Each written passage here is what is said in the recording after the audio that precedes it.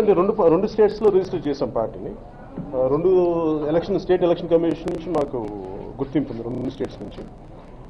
కాబట్టి ఎలా అంటే ముందు పార్టీ నిర్మాణ కార్యక్రమం చేయబోయే ముందు మాకేంటంటే చాలా బలమైన కార్యకర్తలు ఉన్నారు ప్రతి చోట, ఇంక్లూడింగ్ కర్ణాటక, తమిళనాడు దగ్గర బోర్డర్ ఏరియాస్లో, ఇంక్లూడింగ్ ఒడిశా దగ్గర. కాబట్టి మాకు సమస్యలు ఏంటంటే ప్రజలు మా మీద, అంటే ఆ కార్యకర్తలు కానీ ప్రజల మీద నమ్మకాన్ని ముందుకు తీసుకెళ్ళగలిగే సరైన యువ నాయకత్వం కోసం, అంటే ఎలాంటి వాళ్ళని తీసుకురావాలి, వాళ్ళు ఎలా బయటకు వస్తారనేది అందరం కూడా చాలామంది రావాలని బయటకు ఉంటుంది. కాకపోతే వాళ్ళందరూ రప్పించే విధానాలు ఏంటనే విధి విధానాల గురించి మేము ఆలోచిస్తున్నాం. దాంట్లో ముందుగా మేము జూన్ నుంచి స్టార్ట్ చేయబోతున్నాం. అది it's too early to say నేను ఎట్లా మేము వాళ్ళు బయటకు రాదలుచుకుంటున్నాం అనేది.